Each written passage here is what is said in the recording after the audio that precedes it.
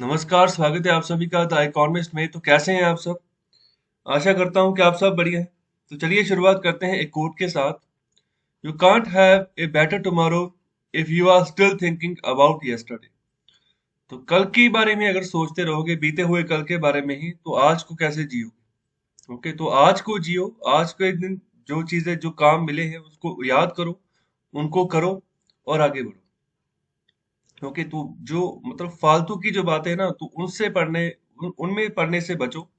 तभी फायदा रहेगा, तभी आप जो है ना अपने गोल ओरिएंटेड बन पाओगे, तभी आगे बढ़ पाओगे, तभी जो मतलब यूजलेस बर्डन माइंड के ऊपर दे दिया जाता है ना, तो उससे बच पाओगे। माइंड को डस्टबिन नहीं बनाना है। ओके, तो माइंड को माइंड ही रहने दो। तो उसका इस्तेमाल करना है प्रोडक्टिव वे में, ना कि अपने आप को ही डैमेज करना शुरू कर देना। तो यहाँ पर पुराने समय की जो याद है ना, उसको छोड़ो और आगे बढ़ो। तो ये है आज का न्यूज़पेपर और ये है आज का एडिटोरियल पेज। कुल मिलाकर यहाँ पर 4 एडिटोरियल हैं आज। पहले एडिटोरियल में माइनिंग के रिलेटेड बात की जा रही, तो अभी अमेंडमेंट की गई है माइनिंग एक्ट में, तो उसके बारे में पढ़ेंगे। एक्ट का नाम आपको पता होना चाहिए और क्या क्या अमेंडमेंट्स हैं, उसके बारे में जानेंगे। दूसरा यहाँ पर बात की जा रही है जो बंगाल में कूच बिहार वाला जो इलाका है बंगाल का, तो वहां पर अभी हिंसा हुई। तो हिंसा में 4 से 5 लोगों की जान चली गई। तो अभी उसी के बारे में एनालिसिस किया गया है कि ऐसा क्यों हुआ, उसका बेसिक रीजन क्या था, तो उसके बारे में यहाँ पर चर्चा की गई है। और तीसरा जो एडिटोरियल है वो है यहाँ पर रोड एक्सीडेंट्स के बारे में। काफी सारी स्टडीज यहाँ पर डिस्कस की गई हैं। वर्ल्ड बैंक की स्टडी यहाँ पर डिस्कस की गई है, क्या रिपोर्ट कहती है वर्ल्ड बैंक की एक्सीडेंट्स के बारे में, और कैसे ऐसी सिचुएशंस को हम सही करें। ओके, तो ये तीसरा आर्टिकल यहाँ पर इसके बारे में बता रहा है। तो इन आर्टिकल्स को हम अच्छे से डिस्कस करते हैं अभी। और ये वाला जो आर्टिकल है ना, तो ये यहाँ पर एक कंपनी है। ओके, तो यहाँ पर आर्शेगुस कैपिटल इन्वेस्टमेंट करके एक कंपनी थी, जो कि 21 मार्च 2021 को दिवालिया हो गई। ओके, तो इसमें से जो भी इसमें इन्वेस्टमेंट थी, तो एक हफ्ते के अंदर अंदर ही 8 बिलियन यूएस डॉलर निकल गए। और 2 दिनों के अंदर अंदर ही 21 बिलियन यूएस डॉलर इस कंपनी की जो इन्वेस्टमेंट थी, इसमें जो इन्वेस्टमेंट थी वो निकल गए, जिसके चलते अभी ये कंपनी दिवालिया हो गई। ओके, तो जो लोन ने इसने पहले उठाया हुआ था, तो वो अभी उसकी पूर्ति नहीं कर पा रही है। तो ये सिचुएशन हो गई। तो ये कैपिटल इन्वेस्टमेंट कंपनी थी जो मतलब कि पैसा देती थी। अगर मतलब कोई काम चल रहा है कहीं पर, तो वहां पर पैसे की फाइनेंशियल सपोर्ट ये प्रोवाइड करती थी कंपनी। तो ये अभी डूब चुकी है। ओके, तो अभी इसके रिगार्डिंग जो है बात की जा रही है इस आर्टिकल में। और इस आर्टिकल के ज्यादा डिटेलिंग में हम नहीं जाएंगे। इंडिया के पॉइंट ऑफ व्यू से हमें क्या यहाँ पर जो है सीखना चाहिए, तो उसके बारे में हम चर्चा करेंगे इस आर्टिकल में। तो चलिए डिस्कस करते हैं एडिटोरियल नंबर 1। तो यहाँ पर बात कर रहे हैं mining policy, the wrinkles that remain, much has reformed in mining ecosystem but. Okay, तो अभी शुरुआत में क्या बात कर रहे हैं ऑर्थर, तो अभी रिसेंटली अमेंडमेंट्स की गई हैं किसमें, mines and minerals development and regulation act में। तो शॉर्ट फॉर्म में इसको हम MMDRA भी कहते हैं। तो अभी इसमें जो अमेंडमेंट्स की गई हैं, तो उसके चलते जो जितने भी पुराने, जो लंबे समय से जो यहाँ पर हर्डल्स चलते आ रहे थे इस यहाँ पर माइनिंग क्षेत्र में, तो अभी उसको कम करने की कोशिश की गई, रिमूव करने की यहाँ पर कोशिश की गई है। तो अभी इसके चलते जो भारत की, जो हमारे देश की जो मिनरल वेल्थ है ना, तो वो अभी एक्सप्लोर हो सकती है। तो वो खजाना हम बाहर निकाल सकते हैं। तो मिनरल वेल्थ कहने का मतलब कि भारत में भी बहुत सारे मिनरल्स पाए जाते हैं। ओके, तो अगर मैं बात करूं टिन की, ओके, तो टिन का सबसे बड़ा प्रोड्यूसर कौन है भारत में, तो इसका आंसर करें आप कमेंट बॉक्स में। ओके, तो ये भी एक मिनरल है, टिन भी एक मिनरल। तो इसी के चलते और भी बहुत सारे मिनरल्स हैं जो कि भारत के अलग अलग इलाकों में पाए जाते हैं। कहीं पर आयरन ओर के भंडार हैं, कहीं पर ब्रॉन्ज के भंडार हैं, ओके, कहीं पर सिलिकॉन के भंडार हैं। ओके, तो इस तरीके से कहीं पर कॉपर के भंडार हैं। तो इस तरीके से अलग अलग एरियाज में अलग अलग मिनरल्स भारत में पाए जाते हैं। तो अभी उसी के रिगार्डिंग कह रहे हैं कि रास्ता खोल दिया गया है। ओके, जो अभी जो नई अमेंडमेंट्स की गई हैं उसके द्वारा। ओके, तो अभी रीजन क्या था, तो यहाँ पर देखो ना, अनरियलिस्टिक प्राइसिंग नॉर्म्स थे। अगर हम यहाँ पर लोकल माइनिंग की बात करें, तो वहां पर क्यों इग्नोरेंस थी, क्यों मतलब क्यों नहीं माइनिंग की जा रही थी, कि अनरियलिस्टिक प्राइसिंग नॉर्म्स थे, मतलब प्राइसेस नॉर्म्स ही बहुत ज्यादा थे। अगर यहाँ पर माइनिंग करनी है तो महंगा पड़ रहा था, जो भी सामान आप बाहर निकाल रहे हो। खास तौर पे यहाँ पर ना दो मटेरियल्स की बात कर रहे हैं, एक तो कर रहे हैं बॉक्साइट की, और दूसरा यहाँ पर बात कर रहे हैं एल्युमिनियम की। ओके, तो ये दो चीजों की अगर बात करें, तो कह रहे कि इतना महंगा पड़ रहा था। अगर हम इनको एक्सप्लोर भी करते हैं भारत की धरती में, तो इससे अच्छा है कि हम बाहर से इंपोर्ट कर लें। तो इसी के चलते डिपेंडेंसी ऑन, जो इंपोर्ट के ऊपर डिपेंडेंसी थी ना, बॉक्साइट और एल्युमिनियम के रॉ मटेरियल के क्षेत्र में वो बढ़नी शुरू होगी। तो अभी ऐसा नहीं होगा। अभी इन जो यहाँ पर जिस तरीके से यहाँ पर नॉर्म्स को चेंज किया गया है, तो इससे जो ना अभी रियलिस्टिक प्राइस नॉर्म्स आपको देखने को मिलेंगे लोकल माइनिंग के क्षेत्र में। और अभी जो दूसरा जो अमेंडमेंट यहाँ पर की गई है एमएमडीआर में, तो यहाँ पर कह रहे हैं कि जितनी भी नई कैप्टिव माइंस होंगी, तो अभी जो कि एक ही स्पेसिफिक एंड यूजर, मतलब जो कि एक ही एंड यूजर के द्वारा इस्तेमाल की जा रही थी काफी समय से, और जब उसका लीज कैंसिल हो जाएगा, मतलब लीज उसका खत्म हो जाएगा, जितने भी समय तक उसके पास लीज पे चीज थी, तो लीज भी एक तरीके ना, यहाँ पर देखो एक ही बार में एग्रीमेंट साइन हो जाता है कि मैंने देखो आपकी जमीन ली है, तो उस जमीन के ऊपर मैं अपनी फैक्ट्री लगाने वाला हूँ, तो वो लीज पे, मतलब लीज पे ले ली जाएगी। सपोज करो 99 ईयर्स के लिए लीज पे ले ली, ओके, या फिर 9 सालों के लिए लीज पे ले ली, तो इस तरीके से लीज पे ले ली जाती है। फिर जब समय बीत जाता है, तो दोबारा में जो लीज है ना, उसको दोबारा से जहाँ तो दोबारा फाइनल होता है, या फिर मतलब कैंसिल हो जाता है, वो चीज दोबारा से कंटिन्यू नहीं होती। तो अगर मैं जे एंड के की बात करूँ ना, जम्मू और कश्मीर की, तो जब से ये आर्टिकल 370 और आर्टिकल 335A, तो ये अबॉलिश किए गए हैं ना जे एंड के में, तो तब से यहाँ पर लीजिंग वाली जो प्रथा है, जिसमें कमी देखने को मिली है। तो लीजिंग कहने का मतलब कि अगर मैं सपोज करूँ कि अगर कोई भी भारतीय जम्मू कश्मीर में प्रॉपर्टी खरीदना चाहता था, वो प्रॉपर्टी नहीं खरीद पाता था। तो अगर वहां पर कोई अपनी फर्म लगाना चाहता था, नहीं लगा पाता था, तो उसको अगर लगानी पड़ती तो कैसे लगाता? वो पहले जमीन लेता लीज के ऊपर, ओके, कि मतलब कि मैं आपके साथ 50 साल का कॉन्ट्रैक्ट साइन कर रहा हूँ, तो 50 साल तक के लिए आप जो है मुझसे जमीन वापस नहीं मांगोगे, ओके, तो उसके हिसाब से जितना किराया होगा वो देते रहेंगे उनको, ओके। तो इसको यहाँ पर ऐसे लीज कहते हैं। लेकिन अभी जो है ना, बाहर से अगर जम्मू कश्मीर से बाहर से भी कोई जा रहा है, तो वो जमीन खरीद सकता है वहां से, अभी उसको लीज पे लेने की जरूरत नहीं है, ओके। तो जस्ट मैंने एग्जांपल के तौर पर आपको यहाँ पर समझाने के लिए लीज लीज क्या होती है, तो उसके बारे में मैंने आपको एग्जांपल दी है, ओके। जम्मू कश्मीर में ऐसा चलता था पहले। तो अभी क्या किया है कि जितने भी नई माइंस है, तो अभी जो भी बंदा, जब उसकी लीज खत्म हो गई ना, तो जब दूसरे को लीज ट्रांसफर होगी, दूसरे नए यहाँ पर नए नए बंदे के पास ऑनरशिप आएगी, तो जो भी क्लियरेंसेस भी होगी साथ में, मतलब जब पहले वाले बंदे को जो भी क्लियरेंसेस पास आउट करनी पड़ी थी गवर्नमेंट ऑफ इंडिया से, जो भी क्लियरेंसेस लेनी पड़ी थी, वो क्लियरेंस भी नए बंदे को ट्रांसफर हो जाएंगी, ओके। कहने का मतलब कि जो नया लीज होल्डर होगा ना, तो उसको नए सिरे से क्लियरेंस लेने की जरूरत नहीं है माइनिंग की, कि वो माइनिंग करे या फिर ना करे, मतलब जहाँ फिर कौन कौन सी क्लियरेंसेस उसको लेने की जरूरत है, ऐसा नहीं है। जो पहले वाले की थी उसी को आगे ट्रांसफर कर दिया, जो नया लीज होल्डर था उसको, ओके। तो इसको यहाँ पर दोनों को अच्छा और यूजफुल रिफॉर्म कहा जा रहा है। और इसके अलावा बात कर रहे हैं कि जो एक्सिस्टिंग कैप्टिव माइंस है अभी, जो यहाँ पर अलग अलग अलग क्षेत्र में जो काम कर रही हैं, तो वो अभी जो उनकी जो अभी कंडीशन है, उसके हिसाब से वो 50% तक जो उनका जो आउटपुट है, जो प्रोडक्शन निकालते हैं ना, वो थर्ड पार्टीज को वो बेच सकते हैं। तो बाकी का जो 50% है, जिनके साथ भी उनका एग्रीमेंट हुआ है, तो वहां पर वो चीज जाती रहेगी।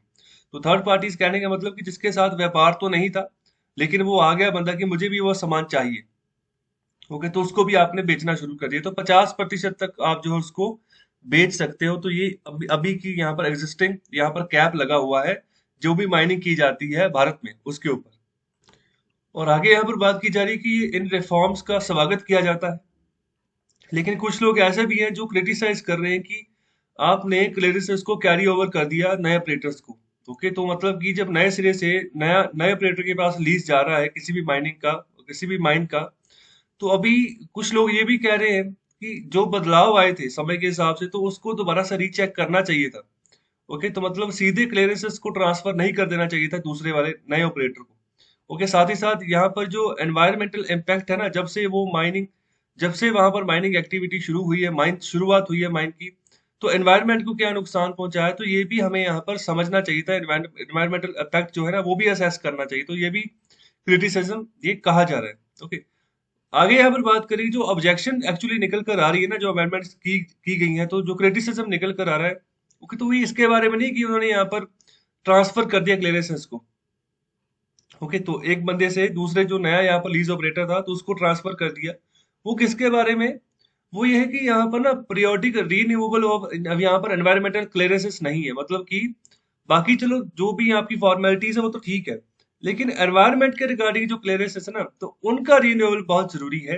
क्योंकि जब से माइन माइन वहां पर लगी है, जब से माइनिंग की एक्टिविटी शुरू हुई है, क्या पता कितने साल बीत गए वहां पर, 10 साल बीत गए, 20 साल बीत गए, तो अभी क्या इम्पैक्ट डाला है उसने आसपास के लोगों को। ज्यादातर देखो, जब जब भी माइनिंग की एक्टिविटी होती है तो मतलब डस्ट वगैरह उठती है वहां से आसपास के एरियाज में, तो जो भी आसपास के जो गांव होते हैं, जो आबादी होती है, तो उनको इम्पैक्ट होता है। पानी दूषित हो जाता है, हवा दूषित हो जाती है, और कई बार नई तरीके की बीमारियां देखने को मिलती हैं, जो भी माइनिंग की जो एक्टिविटीज जो होती हैं उसके चलते भी। और जो माइनिंग के क्षेत्र में भी लोग काम करते हैं, माइनिंग करते हैं, तो वहां पर भी काफी सारी तरीके से बीमारियां, जो सांस की बीमारियां उन लोगों में देखने को मिलती हैं। तो ये सब चीजें की यहाँ पर बात कर रहे हैं। ओके, कि एनवायरमेंटल क्लियरेंसेस का भी रिन्यूएबल यहाँ पर जरूरी था। ओके, तो ये यहाँ पर ऑथर बात करें कि ऐसा अगर करते हैं तो अच्छा आइडिया होगा कि हम एनवायरमेंटल इम्पैक्ट असेसमेंट जो है ना, वो देखते रहें कि मतलब जो प्रोसेस चल रहा है, जो माइनिंग चल रही है, साथ साथ में ये भी हो। तो एनवायरमेंटल इम्पैक्ट असेसमेंट यही होता है कि बेसिकली ये तब किया जाता है जब कोई नया प्रोजेक्ट लगाना हो किसी नई जगह पर, तो तब यहाँ पर ना एनवायरमेंटल इम्पैक्ट असेसमेंट, तो ये इसकी क्लियरेंस लेनी बहुत जरूरी होती है। ओके, तो इसमें क्या होता है कि ये एक बार में जब भी आपने कोई कंपनी खोलनी है किसी एरिया में, तो जो कि एनवायरमेंट को डैमेज कर सकती है ना, तो आपको पहले ये रिपोर्ट जो है क्लियर करनी होगी, और इसकी रिपोर्ट आपको सबमिट करनी होगी। ओके, मिनिस्ट्री ऑफ एनवायरमेंट में, तो वहां पर देखा जाएगा कि आप जो प्रोजेक्ट लगा रहे हो तो क्या वो एनवायरनमेंट के ऊपर कोई इम्पैक्ट तो नहीं डालेगा।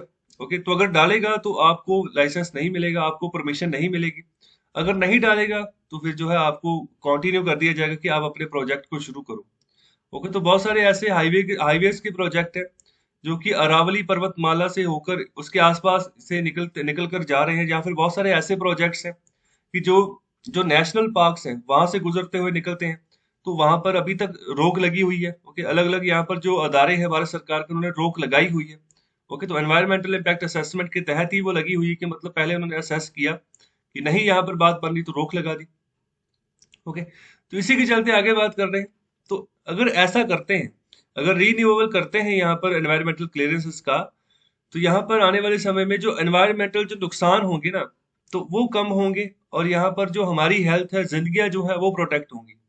और आगे बात करें कि इससे बेनिफिट होगा जो माइनिंग कंपनीज है उनका भी, और साथ ही साथ यहाँ पर वो कंपनीज, अगर उनसे कोई गलती हो जाती है या फिर, तो उससे उस समय या फिर उनके ऊपर यहाँ पर जो पेनल्टीज लगेगी ना, तो उससे भी बच सकती हैं ऐसी कंपनीज, अगर उनका एनवायरमेंटल इम्पैक्ट असेसमेंट होता है तो, अगर इसको समय समय पर रिन्यू करते रहते हैं तो अभी एग्जाम्पल के तौर पर यहाँ पर बात कर रहे हैं ग्लोबल माइनिंग मेजर, ओके, वाले करके, तो या फिर इसको वेल भी आप कह सकते हैं।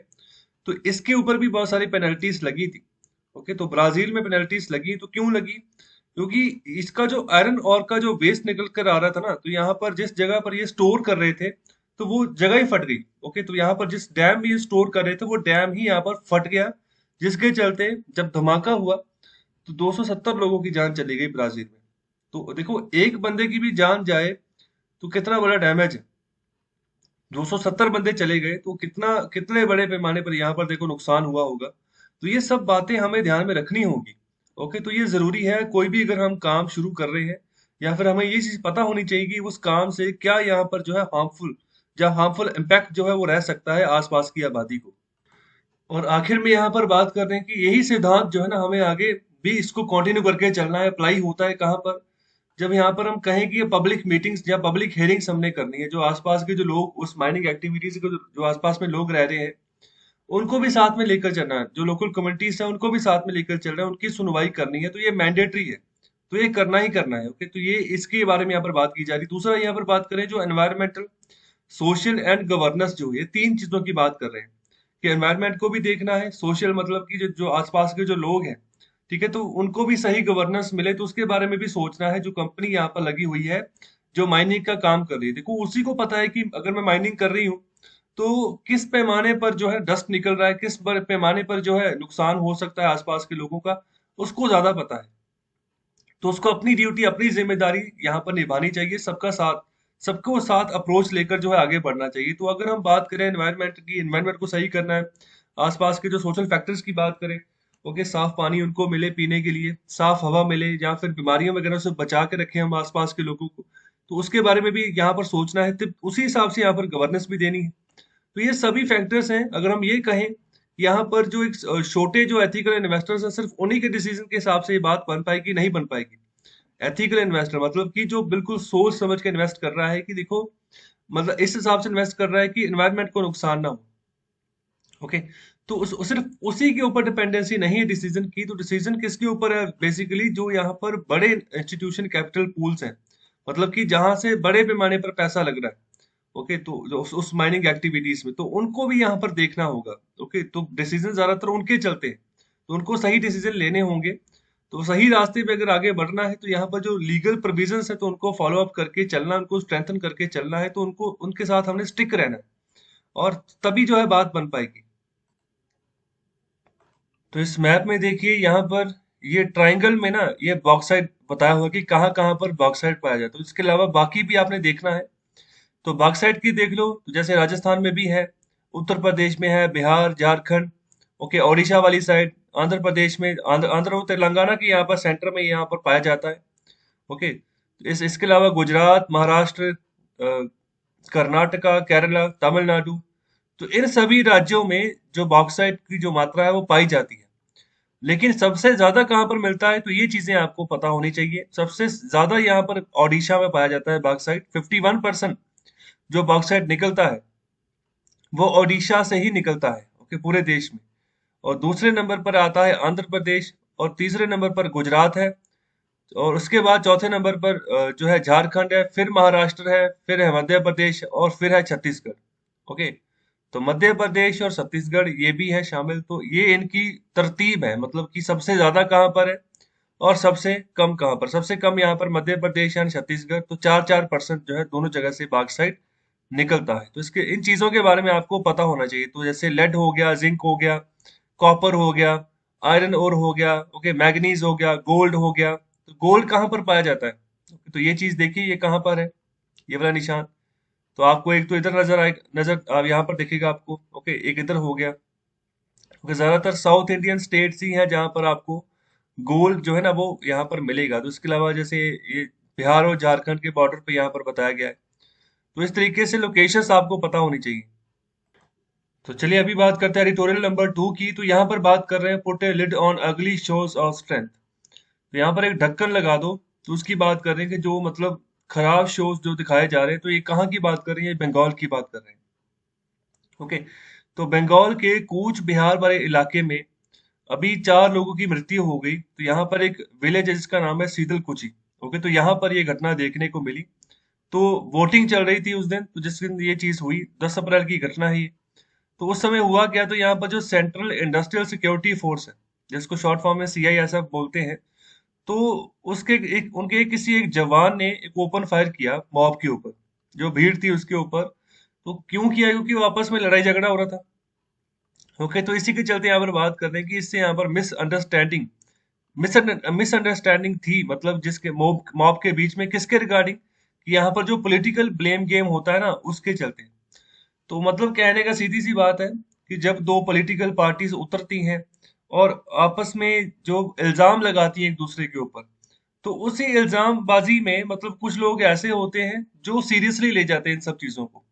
ओके, मतलब कि वो ये नहीं देखते कि सिर्फ एक तरीके से इनको एक वोटिंग हो रही है, मतलब इलेक्शंस हो रहे हैं, आपने एक सरकार चुननी है तो आप उसके ऊपर फोकस करो। लेकिन आइडियोलॉजीज के बीच में इतने मतलब गहरे रिश्ते हो जाते हैं कि मतलब लड़ाई तक बात आ जाती है और किसी को मारने तक की बात आ जाती है।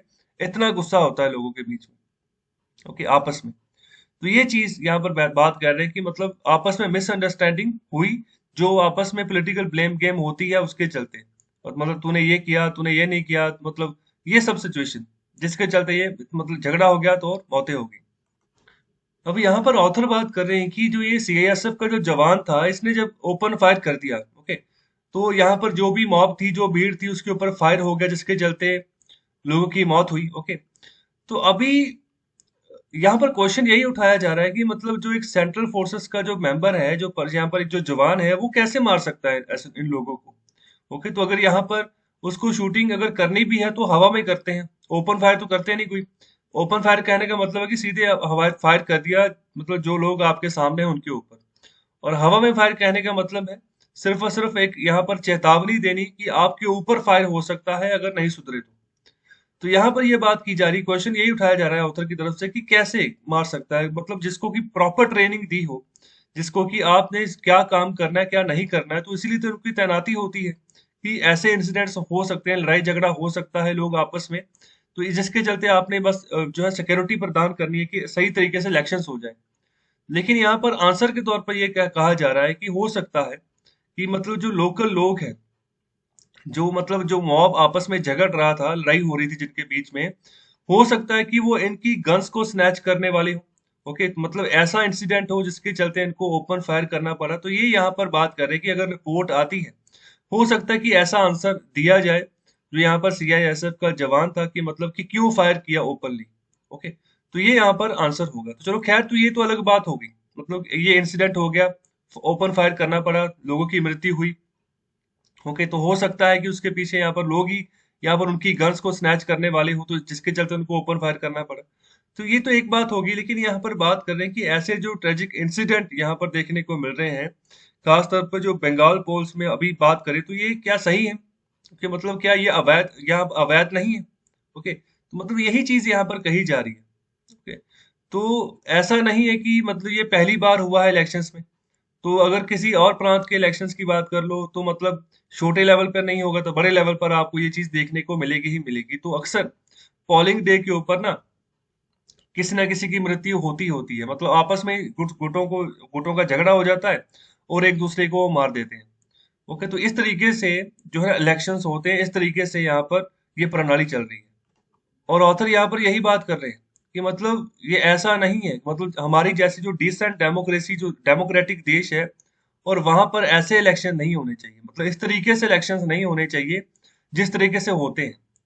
ओके, तो देखो, अब देखो ये दो आपस में लड़े हैं ना, तो मैं आपको एक एग्जांपल देता हूँ।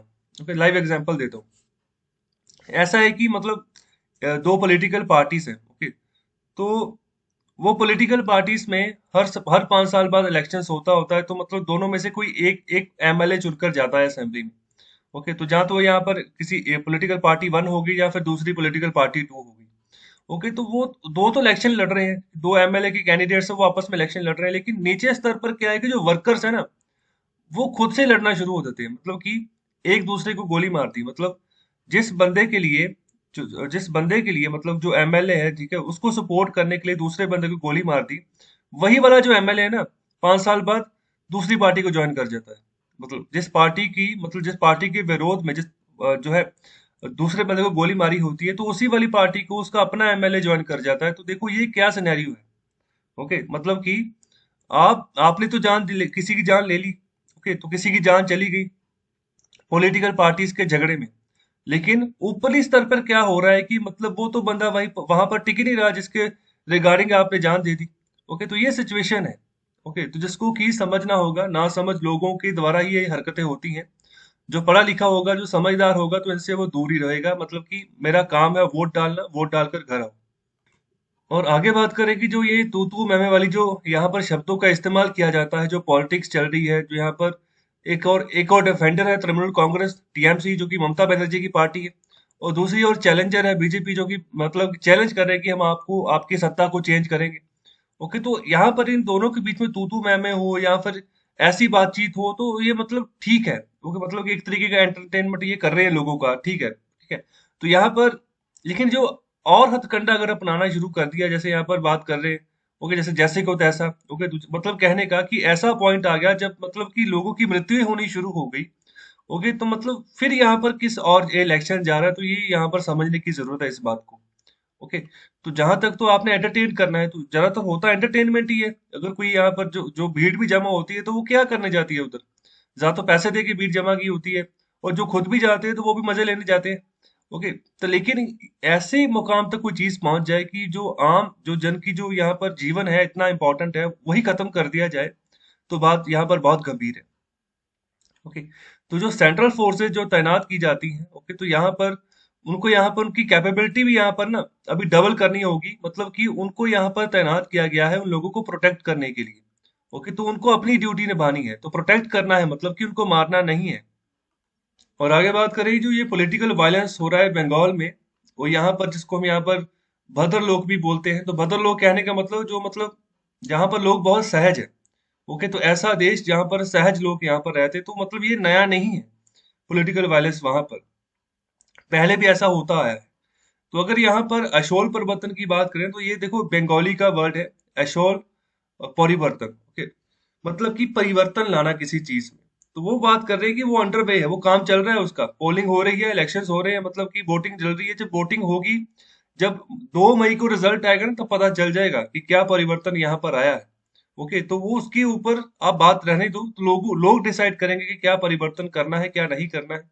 ओके, तो यहाँ पर इलेक्शन जो है ना, सिर्फ ये ध्यान रखना है कि उनको हम यहाँ पर शब्दों के यहाँ पर जो यहाँ पर दायरा होता है उससे बाहर निकाल कर किसी यहाँ पर आतंक की ओर ना ले जाए। ओके, तो मतलब कि वोटर्स ने अपना काम करना है तो उसको उनका काम करने दो।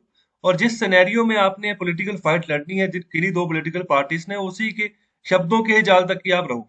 ओके, तो शब्दों का ही जाल होता है जिसके चलते ये इम्प्रेस करने की कोशिश करते हैं अपने अपने वोटर्स को। और जब वोटर्स इंप्रेस होते हैं तो तब जाकर वो वोट डालते हैं। ओके, तो ये सिचुएशन रहता है। आगे बात करें कि जो कैडर्स यहाँ पर टीएमसी और बीजेपी से निकल कर आते हैं, ओके, तो अभी देखो 8 फेज में इलेक्शन होने हैं बंगाल में। ओके, तो टोटल 8 फेज है जितने राज्यों में इलेक्शन अभी हो रहे हैं। तो सबसे लंबे इलेक्शन जो है वो बंगाल में हो रहे हैं, तो 8 फेजेस में। इसके अलावा तमिलनाडु में इलेक्शन हुआ, अभी केरला में हुआ 6 अप्रैल को। ओके, इसके अलावा पुडुचेरी में हुआ। तो इन सभी जगह पर एक ही फेज में इलेक्शन हो गया। ओके, 6 अप्रैल को असम में 3 फेजेस में होना है और बंगाल में 8 फेजेस में। तो यहाँ पर बात कर रहे हैं कि जो यहाँ पर जितने भी लोग निकल कर, जो पार्टी वर्कर्स निकल कर आ रहे हैं टीएमसी बीजेपी में से, तो उन्होंने यहाँ पर इन 8 फेज के इलेक्शंस को यहाँ पर एक बैनल वॉर ऑफ लेबनसराम तो ये बना दिया। तो ये लेबनसराम देखो ये क्या होता है, ये वर्ल्ड वॉर 1 के टाइम पे ना जर्मनी के द्वारा ये यहाँ पर इस प्रोपेगेंडा को यूज किया जाता था। इसका कहने का मतलब ये है कि अपनी टेरिटरी एक्सपैंड करनी है with the help of some policies. Okay, मतलब ऐसी नीतियां बनानी है और ऐसी प्रैक्टिसेस भी करनी है, मतलब ऐसे काम भी करनी है कि हमारी जो टेरिटरी है ना वो एक्सपैंड हो जाए, बढ़ जाए। ओके, तो यहाँ पर यही बात कर रहे हैं कि ये मतलब जैसे वर्ल्ड वॉर 1 में जर्मनी कर रहा था, तो वैसे ये दोनों पार्टी सभी जो उनके यहाँ पर जो बशिंदे हैं, जो वर्कर्स हैं, तो वो मिलकर कर रहे हैं, लड़ाई लड़ रहे हैं कि मतलब कि हमारी पार्टी जीते, हमारी पार्टी जो एक्सपैंड करे। और जो पॉलिटिशियंस हैं दोनों साइड से, तो उनको अभी यहाँ पर दूर रहना चाहिए कि यहाँ पर जो बात हो चुकी है उसके ऊपर और यहाँ पर आगजनी मत करें, यहाँ पर और ब्लेम गेम मत खेलें। तो यहाँ पर शांति रखें, इस सिचुएशन से यहाँ पर बाहर निकालें लोगों को। और साथ ही साथ जो ये कैडर्स है, मतलब जो वर्कर्स काम कर रहे हैं ना, तो उन्होंने उसी राज्य में रहना है। कि यहाँ पर स्टार्टिंग में जो मैंने एग्जांपल ली थी, मैंने वही बात कह रहा था मैं, कि उसी राज्य में उसी जगह पर आपने रहना है। तो अभी जो लड़ लोगे, मतलब कि एक ही गली में रह रहे हो, जैसे अभी देखो म्युनिसिपल, जब म्युनिसिपल कॉर्पोरेशन के इलेक्शन होते हैं ना, तो वो यहाँ पर ज्यादातर एक ही गली से सपोज करो 2 या 3 बंदे भी यहाँ पर कैंडिडेट जो इलेक्शन लड़ रहे होते हैं, तो कई बार वो आपस में लड़ पड़ते हैं। तो उनको ये भी पता है कि रहना तो हमने एक ही गली में है, तो फिर भी लड़ पड़ते हैं। तो ये सिचुएशन नहीं होनी चाहिए। तो वही बात यहाँ पर ऑथर की तरफ से कहा जा रहा है कि आपने रहना तो उसी राज्य में है। ओके, तो यहाँ पर कोई ना कोई तो हारेगा और कोई ना कोई तो जीतेगा ही जीतेगा। ओके, तो जो जीतेगा वही अपनी सत्ता बनाएगा, दूसरे को तो फिर रहना ही पड़ेगा ना उधर, तो वो क्या कर लेगा तब तक। तो ये सिचुएशन है, वो तो इसको समझना है, लड़ाई लड़ाई तक बात नहीं बनानी है। तो इसी के चलते यहाँ पर बात करेंगे कि यहाँ पर ढक्कन लगाने की जरूरत है। मतलब ऐसे जो यहाँ पर ओपनली जो वायलेंस के शो जो देखने को मिलते हैं, तो यहाँ पर ये सही चीजें नहीं है, तो किसको यहाँ पर कवर करने की जरूरत है।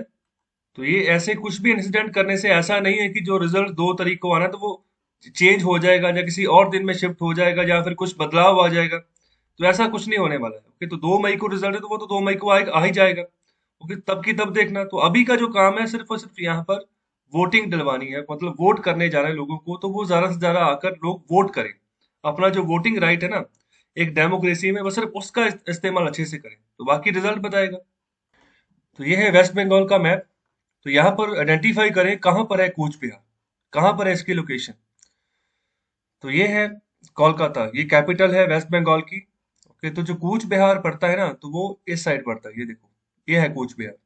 तो इसका जो बॉर्डर है वो बांग्लादेश के साथ टच हो रहा है, और ये वाली साइड जो है वो इंडियन स्टेट जो असम है उसके साथ टच हो रही है।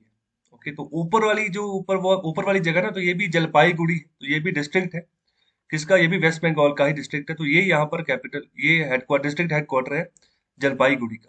ओके, तो ये यहाँ पर है दार्जिलिंग। ओके, तो ये भी एक डिस्ट्रिक्ट है। तो देखो ये इंपॉर्टेंट एरियाज है सभी के सभी।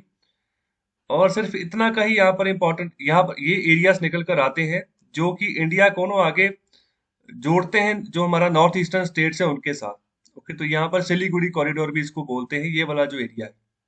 ओके, तो इम्पोर्टेंट है, ध्यान रखें। तो इस मैप में देखिए, ये है बांग्लादेश और बिल्कुल इसके ऊपर है वेस्ट बंगाल का जो यहाँ पर डिस्ट्रिक्ट है कूच बिहार। ओके, तो ये इसको थोड़ा सा जूम करके देखते हैं हम। तो ये है कूच बिहार। तो देखो यहाँ से एक नदी जा रही है, उस नदी का आपको नाम पता होना चाहिए। तो उसका नाम है शिलतोरसा रिवर। ओके, तो शिलतोरसा रिवर करके इसका नाम है। Okay, Shiltorsa river. तो ये आपको इसका नाम पता होना चाहिए। तो ये न्यूज में आ चुका है कूच बिहार। तो अभी इसके रिगार्डिंग कुछ भी आस पास है ना, कहीं से भी क्वेश्चन बनाया जा सकता है। और इसके साथ ही बिल्कुल यहाँ पर एक और रिवर जिसका नाम है गंगाधर रिवर। ओके, तो इसका भी ध्यान रखें। तो ऐसे रिवर्स जो है इस साइड पे पाए जा रहे हैं, गंगाधर रिवर। ओके, तो ये भी देखो, ये हिमालय से निकल कर आ रही है और यहाँ से इस एरिया से होते हुए ये ब्रह्मपुत्र में जाकर समाएगी। ओके। ओके, तो ये साथ में यहाँ पर गुम्मा रिजर्व फॉरेस्ट है, इसका भी नाम याद रखें। ओके, तो ये असम में पड़ता है। तो ये पूरी की पूरी यहाँ पर लोकेशन है। ये धुबरी वाला एरिया आ गया और ये गुवाहाटी है असम की कैपिटल। और दिसपुर भी, यहाँ पर दिसपुर भी कहते हैं, गुवाहाटी भी कहते हैं, दोनों यहाँ पर रीजन आस पास ही है। ओके, तो ये एरिया है, इसके बारे में आपको पता होना चाहिए। चलिए अभी बात करते हैं एडिटोरियल नंबर 3 की। तो यहाँ पर बात कर रहे हैं, get rid of our road killers, road crashes in India are both threatening and frustrating, wrecking lives and pockets। तो जिंदगियां भी जा रही हैं, तो अगर जख्मी हो गया तो पॉकेट मतलब कि जेब ढीली होती जा रही है, इलाज मतलब करवाना है इसलिए। तो ये देखो बहुत सारे इंसिडेंट्स इसके रहे हैं, ज्यादातर अगर रोड एक्सीडेंट्स की हम बात करें तो। ओके, तो देखो एक बार जिसका एक्सीडेंट हो जाता है उससे पूछकर देखो कि क्या सिचुएशन रहती है उसकी। एक बार मैंने इंटरव्यू पढ़ा था, तो काफी सारे लोग ऐसे थे, मैं एडिटोरियल ही डिस्कस कर रहा था, जिसमें उन्होंने अपनी अपनी बातें रखी थी कि हमारा तब एक्सीडेंट हुआ था, तो तब से अब तक हम देखो ऐसे ही पड़े हुए हैं। ओके, तो ये आपके ऊपर है, रोड के ऊपर कैसे चलना है, कैसे सावधानियां बरतनी है। ओके, तो ये अगर नहीं बरतेंगे तो हमारा ही नुकसान होगा और किसी का नुकसान नहीं होगा। या तो हम अपना नुकसान कर देंगे, या फिर जो दूसरा कोई जो बाहर जा रहा होगा उसका नुकसान कर देंगे। तो ये हमें सोचना होगा इसके बारे में। तो अभी शुरुआत में ऑथर बात करें कि अभी 1 अप्रैल की बात है कि जो दिल्ली मीरठ एक्सप्रेस वे है, तो वो पब्लिक के लिए खोल दिया गया। ओके, तो इसको 16 साल लगे इसको बनने में। तो गवर्नमेंट ने प्रॉमिस किया था कि इसको बनाना है। तो टोटल 82 किलोमीटर इसकी लंबाई है। ओके, और साथ ही साथ इसके अंतर्गत 24 ब्रिजेस बने। मतलब ब्रिजेस जो जस मतलब जो पुल नहीं होते जो जहां पर रेलवे क्रॉसिंग होती है, नीचे से रेलवे जो है ट्रेन जाएगी और उसके ऊपर एक पुल बना दिया। ओके, तो इस तरीके से यहाँ पर इनको बनाया गया है। तो इसके अलावा और भी कोई ऐसे एरिया होते हैं जहां पर किसी गांव को जो है ना, किसी सड़क पार के दूसरे गांव के साथ कनेक्ट करना होता है, तो वहां पर भी ब्रिज बना देते हैं।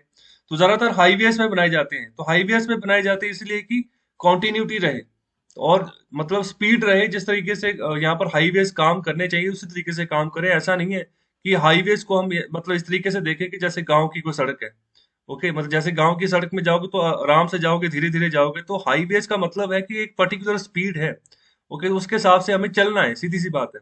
ओके, तो उसी के चलते हाईवेज में ब्रिजेस बनाए जाते हैं कि मतलब कि कंटिन्यूटी रहे स्पीड में और आसानी से रास्ता तय हो। और इसके अलावा बात कर रहे हैं, ब्रिजेस बनाए 24 ब्रिजेस है और 10 फ्लाईओवर। तो फ्लाईओवर मतलब कि ये ज्यादातर मतलब ना लंबाई रहती है इनकी। जब भी हम फ्लाईओवर्स की बात करें, ब्रिजेस और फ्लाईओवर में यही अंतर है, ये थोड़े लंबे रहते हैं, काफी लंबाई रहती है इनकी। और इसका मतलब ये होता है कि जैसे बहुत बड़ा भीड़ भाड़ वाला इलाका है ना कोई, तो वहां से एक मतलब कि बाईपास दे देना किसी व्हीकल को कि आप निकलो बाहर। जैसे शहर हो गया, किसी बड़ी आबादी वाले शहर को पार करना है, तो वहां पर एक फ्लाईओवर बना दिया जाएगा। ओके, तो नीचे भी सड़कें होंगी, तो लेकिन ऊपर वाला फ्लाईओवर जो है ना, पिलर्स के सारे ऊपर खड़ा कर दिया जाएगा और ऊपर भी बाईपास कर दिया जाएगा। तो उस तरीके से 10 फ्लाईओवर बनाए हैं। 95 अंडर पासेस, मतलब कि जब अंडरग्राउंड, जब अगर आप जहां पर जाना चाह रहे हो, सॉरी, तो मतलब कि कोई एरिया जैसे दिल्ली में आप जाओगे ना, तो वहां पर बहुत सारे अंडर पासेस आते हैं। तो ऊपर भी सड़क होती है, नीचे भी सड़क जो है ना जा रही होती है। तो आपस में क्रिस क्रॉस कर रहे होते हैं एक दूसरे को। फिर 15 सबवेज की बात कर रहे हैं। तो सबवेज जैसे कोई पैदल बंदा जा रहा है तो अंडरग्राउंड पास करना किसी रोड को, तो दिल्ली में ही आपको ऐसे सबवेज भी नजर आएंगे। मतलब कि आपको सड़क के ऊपर रुकने की जरूरत नहीं है, वहां पर जेब्रा क्रॉसिंग के थ्रू क्रॉस करने की जरूरत नहीं है। सड़क का एक किनारा है तो वहां पर आप नीचे जाइए। ओके, तो वहां पर अंडरग्राउंड आप जो है सड़क पार कर लोगे। तो इस तरीके से और इसके अलावा बात करें कि 12 फुट ओवर ब्रिजेस बनाए हैं। तो पूरा जो हाईवेज का पूरा रास्ता होगा तो उसमें फुट ओवर ब्रिज कहने का मतलब जहां पर पैदल चल के ना, तो आप ऊपर से जैसे रेलवे में होते हैं ना फुट ओवर ब्रिज, तो मतलब कि कोई एक रेलवे लाइन को क्रॉस करके दूसरे प्लेटफॉर्म पर आपने जाना है तो आप सीधे क्रॉस नहीं करते। तो आप क्या करते हो, आप फ्लाई ओवर जो यहाँ पर ओवर ब्रिज बना होता है तो उसके ऊपर चढ़ते हो। तो बिल्कुल जो हाईवेज होते हैं तो वहां पर भी बने होते हैं, हालांकि इनकी गिनती बहुत कम होती है और रेयरली इनको बनाया जाता है। खासतौर पे जो नेशनल हाईवेज की बात करें तो वहां तो इनको बनाना जरूरी है। तो गवर्नमेंट ऑफ इंडिया का ही यहाँ पर इनिशिएटिव होता है जब भी हम नेशनल हाईवेज का निर्माण करते हैं। तो ये सब कुछ था इस यहाँ पर दिल्ली मेरठ एक्सप्रेस वे में, जिसको कि अभी हाल ही में लॉन्च किया गया। ओके, तो दो बड़े बड़े शहरों को आपस में जोड़ता है, दिल्ली और मेरठ को। मेरठ कहाँ पर है, कौन से राज्य में ये पड़ता है, आंसर करें। ओके, तो आगे यहाँ पर बात कर रहे हैं कि अभी जब ये शुरू हुआ ही है, ओके, तो वेरी फर्स्ट डे हमें एक एक्सपीरियंस देखने को मिल गया क्या, कि यहाँ पर एक रॉन्ग साइड ड्राइविंग एक्सीडेंट हुआ। मतलब कि रॉन्ग साइड कहने का मतलब कि जो रास्ता आपका तय है कि आपने लेफ्ट हैंड चलना है, तो लेफ्ट हैंड नहीं जाया जा रहा।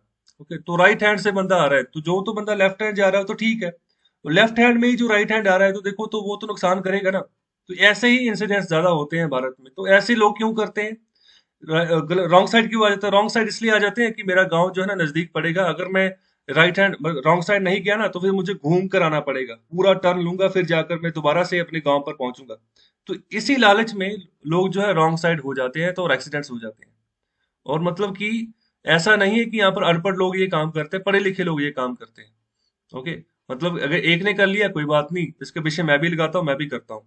आज तो चलो हो गया, लेकिन हो सकता है कि दूसरे तीसरे दिन जो कोई और ट्राई करेगा तो उसका एक्सीडेंट हो जाए। ओके, तो ये चीज होती है। ओके, तो यही चीज यहाँ पर देखने को मिली कि टेम्पो और यहाँ पर एक पिकअप वैन थी, आपस में भिड़ंत होगी और यहाँ पर दो लोगों को इंजरीज आई। ओके, तो ये ऐसे ही यहाँ पर जो छोटी छोटी न्यूज है तो आगे यहाँ पर कल कल को यहाँ पर फैलनी शुरू हो जाती है। तो अब इसी के रिगार्डिंग बात करें कि अब इसी का इन्हीं न्यूज का रियलिटी चेक करने की जरूरत है कि क्या ये जो है मतलब ऐसे इंसिडेंट जो ऐसे रॉन्ग साइड जो लोग आते हैं तो कितने बड़े पैमाने पर ये डैमेज कर रहे हैं, अपना भी और दूसरे का भी। ओके, तो यहाँ पर जो जैसे जिस इंफ्रास्ट्रक्चर प्रोजेक्ट हमारे यहाँ पर चल रहे हैं, जैसे बन रहे हैं, तो वो तो फैसिलिटेट कर रहे हैं ना कि आप आसानी से अपना रास्ता तय करो, तो फिर भी ऐसे ऐसे मतलब रॉन्ग साइड के इंसिडेंट हो तो बहुत खराब बात है। तो अभी यूनियन ट्रांसपोर्ट मिनिस्ट्री की बात कर रहे हैं कि अभी उनके द्वारा जो अभी डाटा दिया जा रहा है ना, तो रॉन्ग साइड जो ड्राइविंग रोड एक्सीडेंट्स हो रहे हैं, तो उसके चलते 2019 में 9200 लोगों की जानें गई हैं। ओके, तो इसको यहाँ पर कह रहे हैं कि exactly it is the second biggest killer on the national highways. मतलब रॉन्ग साइड एक्सीडेंट से यहाँ पर दूसरा बड़े पैमाने पर हाईवेज के ऊपर, नेशनल हाईवेज के ऊपर एक्सीडेंट्स हो रहे हैं भारत में। ओके, तो साथ ही साथ एक और सच्चाई की बात यहाँ पर कर रहे हैं कि जो हमारे हाईवेज हैं, ओके, तो यहाँ पर इंडिया के जो हाईवेज है ना, तो इनको यहाँ पर फर्टिलिटी कैपिटल बोला जा रहा है पूरी दुनिया का। ओके, तो हमारे हाईवेज को मतलब पूरी दुनिया में बहुत सारे हाईवेज हैं, लेकिन उनमें से जो सबसे ज्यादा जो जख्मी करते हैं ना, तो वो हमारे हाईवेज ही हैं। मतलब कि हमारे यहाँ पर रोड क्रैशेस बहुत ज्यादा होते हैं, रोड एक्सीडेंट जो है वो बहुत ज्यादा होते हैं। तो ऐसा यहाँ पर ऑथर कह रहे हैं। और आगे यहाँ पर बात करें कि अगर भारत की बात करें तो संदिग्ध रूप से यहाँ पर अगर हम गणना करें ना कि कितने पैमाने पर यहाँ पर जो है क्रैश रिलेटेड डेथ्स होती, तो यहाँ पर 11% है टोटल। जितने भी world wide crash related deaths होती है तो उसमें से यहाँ पर 11% भारत में होती है। ओके, लेकिन यहाँ पर एक जो अचंभे वाली बात है ना वो ये है कि यहाँ पर पूरे वर्ल्ड की जितनी भी व्हीकल पॉपुलेशन है तो उसमें से हमारा जो शेयर है वो सिर्फ 1% है। ओके, पूरी दुनिया की जो वेहिकुलर पॉपुलेशन है तो उसमें से हमारा शेयर सिर्फ 1% है, और एक्सीडेंट्स जो यहाँ पर क्रैश रिलेटेड डेथ्स हो रही है तो वो 11% है। तो ये मतलब एक तरीके से अचंभे वाली बात है, मतलब कि हैरान करने वाली बात है कि 1% हमारा शेयर है व्हीकल्स का और एक्सीडेंट्स इतने ज्यादा हो रहे हैं। और ऑथर बात करेंगे, अगर आपको अभी भी अगर शॉक नहीं लगा ना तो आप ये सुनिए। ओके, तो अभी जो पिछले स्टडीज हुई ना, तो जो वर्ल्ड बैंक जो एस्टिमेट दे रहा है अपना, वो कह रहा है कि अगर हम ये जो ट्रैफिक इंजरीज होती हैं, जो ट्रैफिक रोड इंजरीज जो होती हैं, अगर इनको हम आधा कर दें ना, तो यहाँ पर इससे क्या फायदा होगा ना, ये फिर आने वाले समय में यहाँ पर एडिशनल 15 से 22% जो पर कैपिटा इनकम ग्रोथ है ना, आने आने वाले 24 सालों में ये आपको दे देगा। अगर मतलब कि ये रोड एक्सीडेंट्स अगर कम हो जाए, ये 11% का अगर ये 5% हो गया, तो हमें यहाँ पर आने वाले 24 सालों में 15 से 22% की पर कैपिटा इनकम ग्रोथ और ज्यादा देखने को मिलेगी। ओके, तो मतलब जो लोगों की डेथ हो जाती है या फिर कोई एक्सीडेंट होता है तो वहां पर भी तो नुकसान ही हो रहा है ना किसी चीज का। तो वो अगर नुकसान नहीं हो तो किसी पर्टिकुलर टाइम मैनर में वो भी अगर ग्रो करेंगे आने वाले 24 सालों में, तो पर कैपिटा इनकम में राइज देखने की यहाँ पर बात करें तो यही बात कर रहे हैं कि समझदार यहाँ पर जो ड्राइविंग है ना, तो यहाँ पर उसकी जरूरत है। और आगे बात कर रहे हैं कि अगस्त 2014 में एक स्टडी हुई जिसका नाम था assessment of driving behaviour and safe driving skills of goods vehicle drivers in India. Okay, तो अभी इसके रिगार्डिंग ये स्टडी हुई, तो जो कि किसने की, जॉइंटली हुई है, किसके द्वारा की गई, council of scientific and industrial research के द्वारा, और दूसरा है सेंट्रल रोड रिसर्च इंस्टीट्यूट के द्वारा। ओके, तो सेंट्रल रोड रिसर्च इंस्टीट्यूट को कब बनाया गया था, और इसको एसआईआर को कब बनाया गया था, और कौन से यहाँ पर मंत्रालय के तहत ये काम करता है, इसका आंसर करें कमेंट बॉक्स में। तो अभी इन दोनों के द्वारा जॉइंटली स्टडी की गई, तो इन्होंने क्या पाया कि यहाँ पर जो इन अप्रोप्रिएट जो ड्राइविंग बिहेवियर है ना, तो यहाँ पर वो सबसे बड़ा कारण है रोड क्रैचेस का। अगर नुकसान हो रहा है तो वो सबसे बड़ा रीजन है। और यहाँ पर 2 आउट ऑफ 3 एक्सीडेंट, मतलब हर 3 में से जो 2 एक्सीडेंट हो रहे हैं, तो यहाँ पर वो हो रहे हैं, यहाँ पर जो गलती निकल कर आती है रोड यूजर्स की, मतलब जो ड्राइवर्स हैं उनकी जो गलती निकल कर आती है, तो उसके बदौलत ये चीज होती है, एक्सीडेंट्स होते हैं। फर्दर यहाँ पर बात कर रहे हैं कि 50% जितने भी यहाँ पर रोड यूजर्स होते हैं हैदराबाद में, हैदराबाद यहाँ पर भारत का एक काफी बड़ा शहर है, कैपिटल है तेलंगाना की और आंध्र प्रदेश की भी। तो 50% जो यहाँ पर रोड यूजर्स हैं, तो वो व्हीकल चलाते हैं in the direction opposite to the flow of traffic. और आगे बात करें कि भारत जैसे डेवलपिंग कंट्री में जहां पर वैरायटी ऑफ मोटराइज्ड व्हीकल चलते हैं, ओके, तो रोड यूजर जो है ना, मतलब जैसे तो एक तो कंपनी ने गाड़ी बनाकर दी है, तो एक तो वो चले, जैसे कोई बाइक दे दी या फिर कोई गाड़ी वगैरह बनाकर दी है, तो पूरा लाइसेंस वगैरह उसका है, पूरा उसका चैसी नंबर वगैरह है, तो वो चल रही है, ठीक है, तो ठीक है वो। लेकिन इसके अलावा और भी बहुत सारी वैरायटीज व्हीकल्स की यहाँ पर बनाई होती हैं, जो खुद ही बनाई होती है, वो चल रहे होते हैं। जैसे यहाँ पर टू व्हीलर्स की बात करें कि जो टू व्हीलर जो खराब हो जाते हैं, तो उनको भी यूज करके ना, तो व्हीकल्स बना लिए जाते हैं। जैसे फेरी वाले लोग होते हैं, तो फेरी वाले यहाँ पर जो अपना सब्जी वगैरह रखते हैं, तो उसका पूरा का पूरा एक फेरी डिजाइन कर लिया जाता है, तो थ्री व्हीलर में कन्वर्ट कर लिया जाता है एक टू व्हीलर को ही। तो यहाँ पर अनलाइसेंस्ड ऐसे व्हीकल्स चलते हैं। ओके, और इसके अलावा जिनको अनुमति नहीं होती कि आप सड़क यूज कर सके, तो वो भी चल रहे होते हैं। और जो नॉन मोटराइज्ड व्हीकल्स, जैसे यहाँ पर बुलक कार्ट, बैलगाड़ियां वगैरह हो गया, रिक्शा वगैरह हो गया, तो वो भी चलते हैं नेशनल हाईवेज की अगर हम बात करें।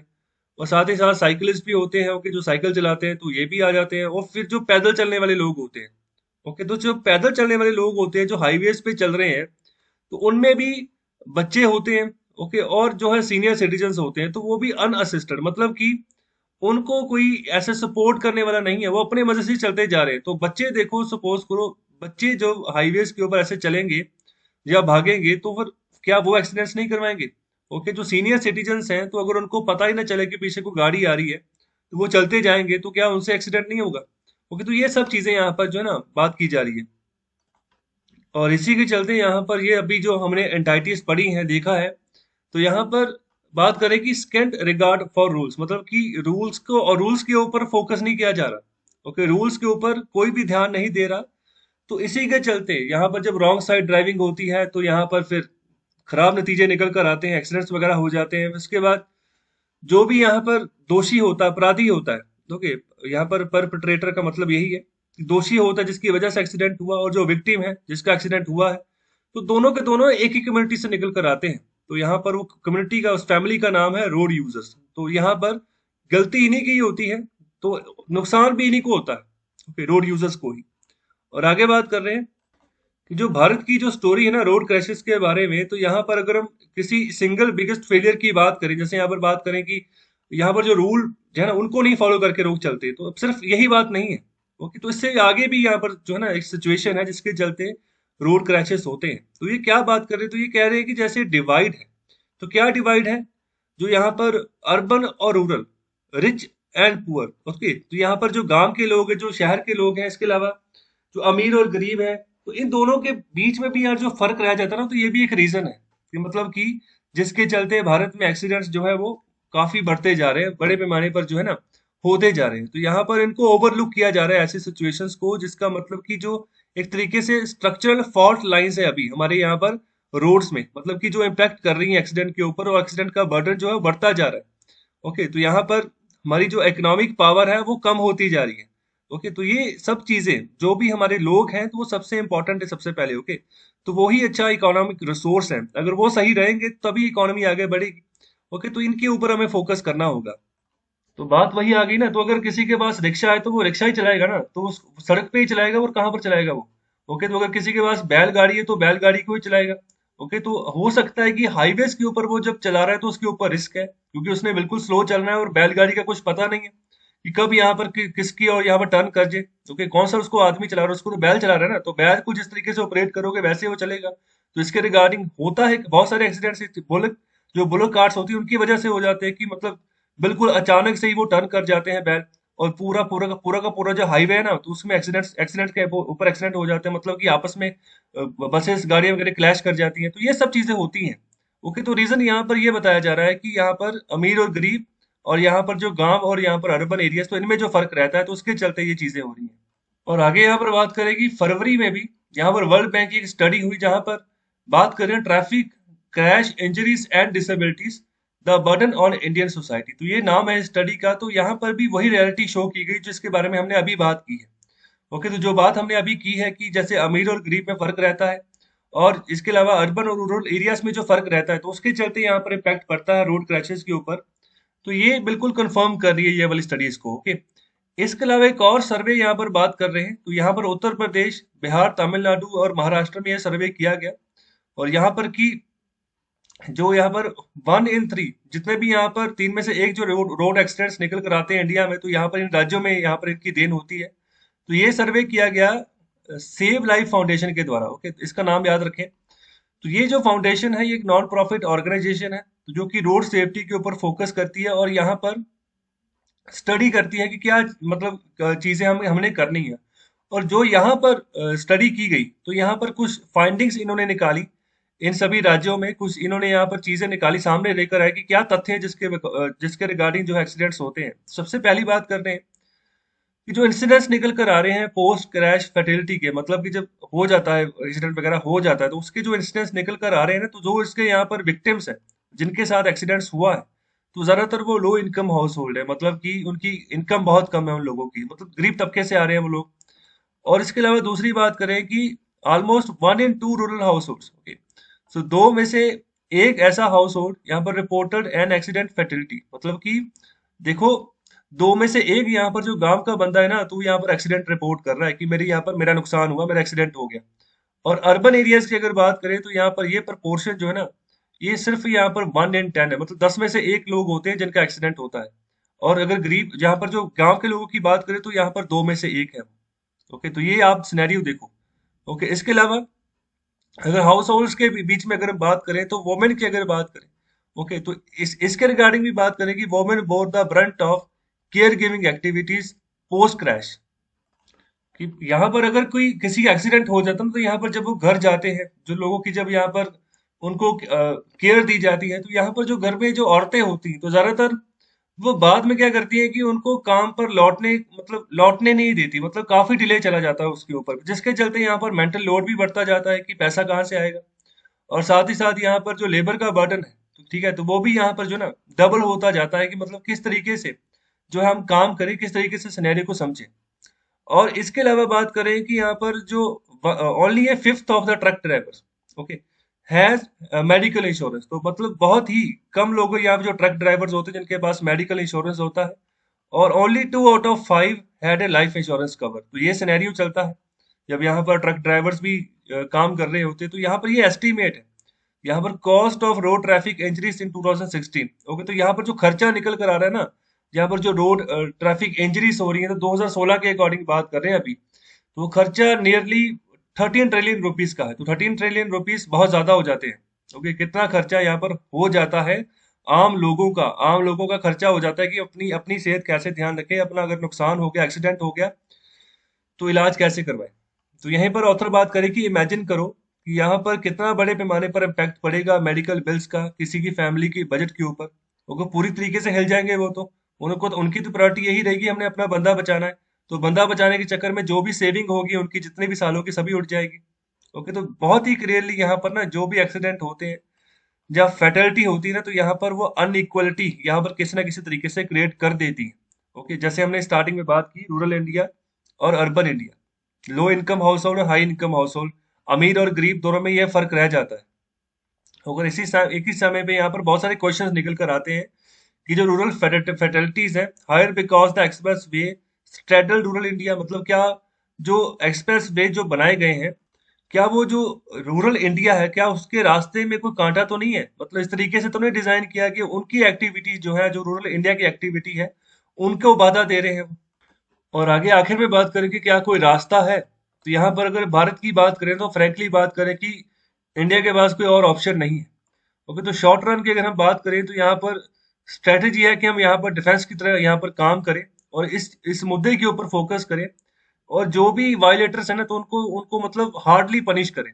मतलब कि जिनकी वजह से एक्सीडेंट हुआ ना, तो उनके ऊपर मतलब कार्रवाई अच्छी खासी अभी करनी पड़ेगी। ओके, तो लॉन्ग रन यहाँ पर जो है ना, अभी बिहेवियर जो है ना, वो चेंज करना पड़ेगा। मतलब जिस तरीके का बिहेवियर एक को देख के दूसरे का बन जाता है ना, तो वो चीज नहीं करनी। जो रूल सामने है ना, तो उनको फॉलो करके चलना है, बेसिकली ये चीज सिखानी है।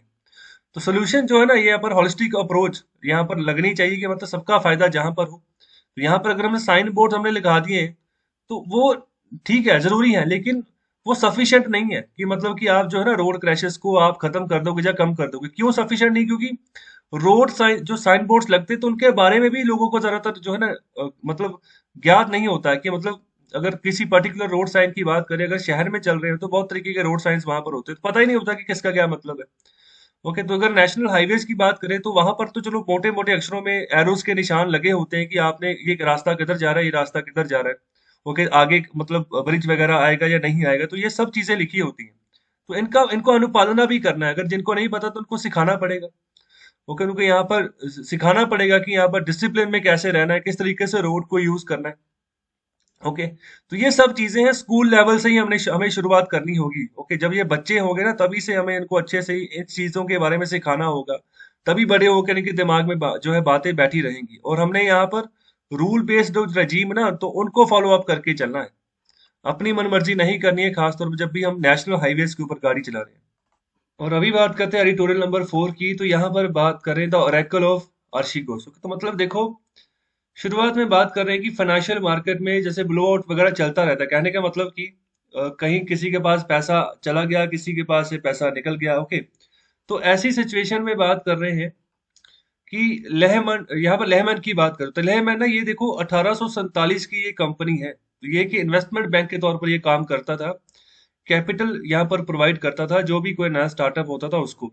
ओके, तो देखो 1847 से बहुत बड़े पैमाने पर चला। यूएस की ये कंपनी थी, लेहमन ब्रदर्स करके नाम था इनका। 2008 आते आते ये दिवालिया हो गई, और 25,000 के आसपास एम्प्लॉयज इसके अंतर्गत काम कर रहे थे।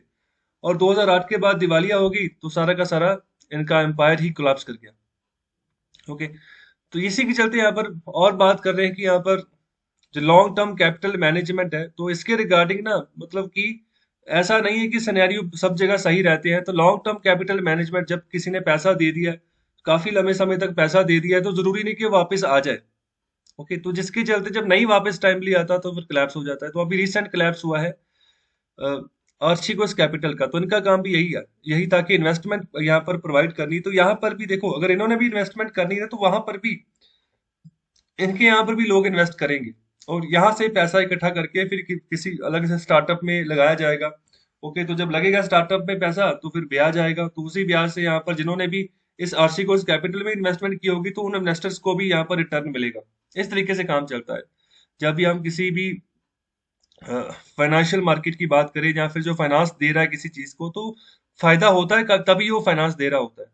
ओके, लेकिन ऐसा नहीं कि सब जगह सही चले। तो ऐसे करके मतलब ये आर्सिकोस कैपिटल, ये भी अमेरिका की ही कंपनी, तो ये भी कोलैप्स कर गई अभी इसी साल में। तो ये सिचुएशन है। ओके, बिल्कुल इसको ना थोड़ा सा अभी इंडिया के पॉइंट ऑफ व्यू से इसको लगाकर चला जा रहा है, तो ये दोनों केसेस यूएस में देखने को मिले। तो क्या इंडिया में भी ऐसा हो सकता है? तो इंडिया के बारे में यहाँ पर इस आर्टिकल में बात कर रहे हैं। तो यहाँ पर ऑथर ने अपनी बात रखी है कि बहुत कम रिस्क है। अगर मैक्रो पॉलिसी लेवल के हिसाब से बात भी करें ना, तो बहुत कम रिस्क इंडिया पे रहते हैं।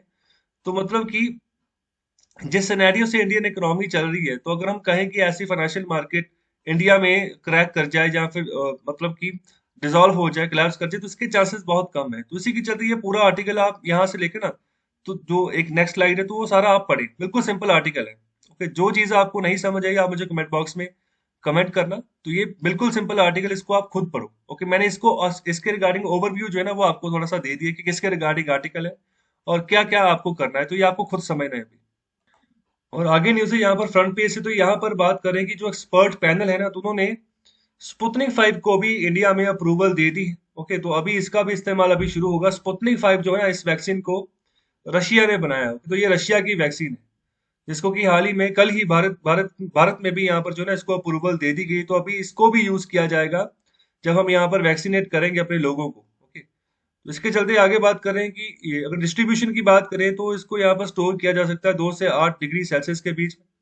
ओके, और जो एग्जिस्टिंग लॉजिस्टिक चेन है उसके उसमें यहाँ पर इसको आसानी से स्टोर किया जा सकता है।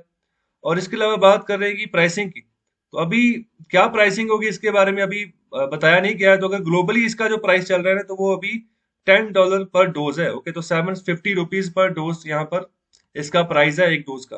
तो ये इंडिया में कितना प्राइस होगा अभी इसके बारे में नहीं बताया गया। तो एफिशिएंसी इसकी 91.6% की एफिशिएंसी देखी गई है, ये वाली जो स्पुतनिक 5 वैक्सीन है इसके बारे में।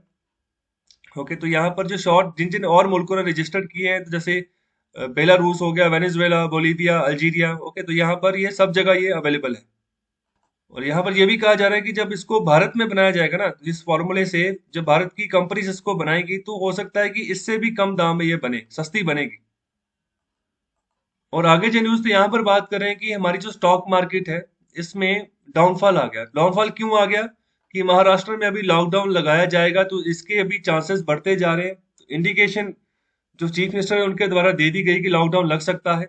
तो अभी इसी के डर के चलते जो है ना मार्केट में गिरावट देखने को मिली है। तो काफी स्टॉक्स जो है स्लंप हो गए, मतलब गिर गए मार्केट।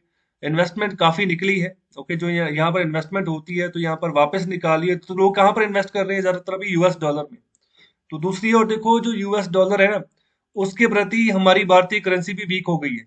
एक डॉलर जो है 75 रुपीज के आसपास पहुंच गया है। तो अभी 2-4 दिन पहले ये 72-73 के आसपास था। ओके, तो हमारी करेंसी भी वीक हो गई है। तो इसका सभी चीजों का इम्पैक्ट पड़ता है हमारी करेंसी के ऊपर जब भी मार्केट में कुछ किसी तरीके का बदलाव आए, या फिर ऐसी अनसर्टिनिटी की कंडीशन बन जाए जैसे अभी लॉकडाउन के डर के चलते बनी हुई है। ओके, तो इन्वेस्टर्स को यही चिंता है कि अभी जो इकोनॉमिक रिकवरी हो रही थी ना अभी धीरे धीरे भारत में, तो वो डीरेल हो जाएगी। ओके, जिसके चलते वो अपना पैसा बाहर निकाल रहे हैं। तो ये कुछ कंपनी से सेंसेक्स में जो रजिस्टर्ड है, जिनमें यहाँ पर नेगेटिव में मतलब चलेगी ये इन्वेस्टमेंट इन्वेस्टमेंट निकली है जहां में से। तो ये अलग अलग देशों के इंडेक्स हैं, जितने भी एशियन कंट्रीज है। ओके, थोड़ा बहुत इनके बारे में आपको इंडेक्स का नाम पता होना चाहिए।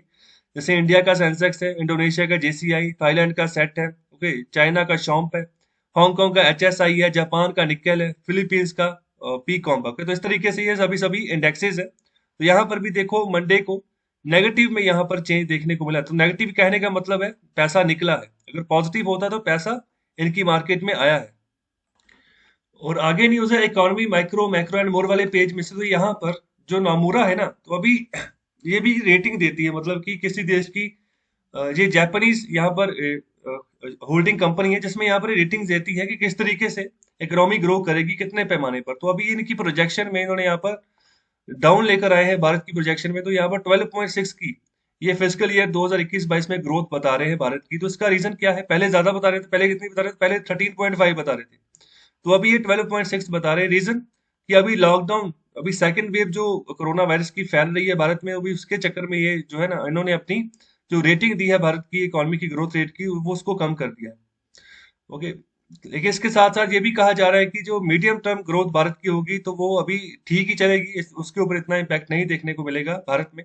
लेकिन लॉकडाउन अगर लगता है तो उसका इम्पैक्ट पड़ेगा। लेकिन जो ब्रोकरेज है, जो दलाल है, ओके, तो वो भी यहाँ पर ये कह रहे हैं कि अगर करंट लॉकडाउन लगते हैं तो यहाँ पर कुछ गिने चुने सेक्टर्स ही होंगे जो अफेक्ट होंगे, ज्यादातर इकोनॉमी बहाल ही रहेगी, ठीक रहेगी।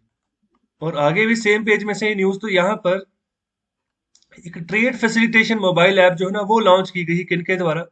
जो हमारे कमर्स एंड इंडस्ट्री मिनिस्टर है पीयूष गोयल जी। ओके, रेलवे मिनिस्टर भी यही है। ओके, और इनके द्वारा ये जो trade and facilitation mobile app launch की, किसके लिए लॉन्च की गई है? For the directorate general of foreign trade. Okay, तो ये अभी क्यों लॉन्च की गई है? इसका रीजन ये है कि यहाँ पर जो ईज ऑफ डूइंग बिजनेस है ना, तो उसको प्रमोट किया जाए, आसानी से बिजनेस हो। खास तौर पे यहाँ पर बात की जा रही quick access to information to importers and exporters. Okay, जो भी इंपोर्ट कर रहे हैं सामान या एक्सपोर्ट कर रहे हैं ना भारत में, तो अभी उनको फायदा देना है कि जो इन्फॉर्मेशन उनको चाहिए तो वो उनको उसका क्विक असेस हो सके। तो अगर ये मोबाइल ऐप ये खोलेंगे, trade trade facilitation mobile app, तो उनको काफी फायदा होने को जो है मिल सकता है इंपोर्टर्स और एक्सपोर्टर्स को। और यहाँ पर अब जो बात कही गई है पीयूष गोयल जी के द्वारा, उन्होंने कहा है कि हम यहाँ पर हमारी इच्छा है यहाँ पर पेपरलेस और ऑटोमेटेड प्रोसेसिंग सिस्टम को फॉलो करके हम आगे बढ़े, सिंपल प्रोसीजर्स को यहाँ पर लेकर आगे बढ़े। जो भी जितने भी ट्रेड प्लेयर्स हैं भारत में जो इम्पोर्ट एक्सपोर्ट के दायरे में काम कर रहे हैं, ऑनलाइन डाटा एक्सचेंज जो है ना यहाँ पर किया जाए between the departments and digital payment and acknowledgement, मतलब डिजिटल पेमेंट के क्षेत्र में भी यहाँ पर ये काम करेंगे। इस ऐप को डेवलप किया गया टाटा कंसल्टेंसी सर्विसेज के द्वारा। तो ये real time trade policy update बताती है। ओके, मतलब कि जो भी ट्रेड के रिगार्डिंग भारत सरकार नई पॉलिसी बनाएगी, ministry of commerce and industry जो भी पॉलिसी बनाएगी उसको रियल टाइम बेस पे उसी समय जो है ना यहाँ पर बता दिया जाएगा। जो इंपोर्टर्स हैं और जो एक्सपोर्टर्स हैं उनको नोटिफिकेशन उनको आ जाएगा, स्टेटस अलर्ट आ जाएगा, रियल टाइम डाटा जो है ना वो असेस कर सकते हैं। ओके, तो इससे यहाँ पर आसानी दी जा रही है इंपोर्टर्स और एक्सपोर्टर्स को, ईज ऑफ डूइंग बिजनेस इनको दिया जा रहा है। और आगे न्यूज अराउंड द वर्ल्ड वाले पेज में से तो यहाँ पर ईरान जो है ना वो ब्लेम कर रहा है इसराइल को कि उसके द्वारा अटैक किया गया है उनके नातांज न्यूक्लियर साइट पे। ओके, तो यहाँ पर नातांज यूरेनियम एनरिचमेंट प्लांट है इनका। ओके, तेहरान के आसपास यहाँ पर ये प्लांट पड़ता है ईरान का। तो अभी ईरान के द्वारा ब्लेम किया जा रहा है इसराइल को कि अभी जो है ना पावर आउटेज देखने को मिला तेहरान की इस नातांज न्यूक्लियर साइट में, जिसके चलते यहाँ पर ये कहा जा रहा है, ईरान इसको कह रहा है कि ये मतलब ये एक तरीके से टेररिज्म का यहाँ पर एक्ट किया गया है इसराइल की तरफ से। हालांकि यहाँ पर कोई रेडिएशन वगैरह रिलीज नहीं हुई इस प्लांट में, तो मतलब किसी तरीके का नुकसान यहाँ पर नहीं हुआ है।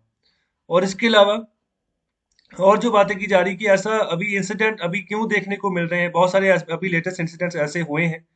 तो अभी देखो ईरान का जो न्यूक्लियर प्रोग्राम है ना, तो अभी देखो उसमें दोबारा से रीटॉक जो है ना वो शुरू हो सकती है।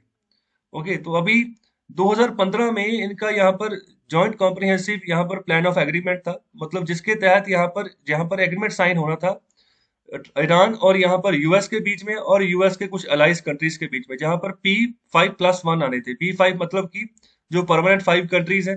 तो परमानेंट 5 कंट्रीज कौन कौन सी है, नाम आंसर करे कमेंट बॉक्स में। प्लस वन में जर्मनी है। तो अभी उन सब ने मिलकर एक एग्रीमेंट करना था जो कि नहीं हो सका। जब डोनाल्ड ट्रंप की सरकार आ गई तो वो इस एग्रीमेंट से ही बाहर आ गए। तो अभी दोबारा से रिवाइव होगा वो न्यूक्लियर जो ईरान न्यूक्लियर डील थी उसके साथ, ईरान के साथ।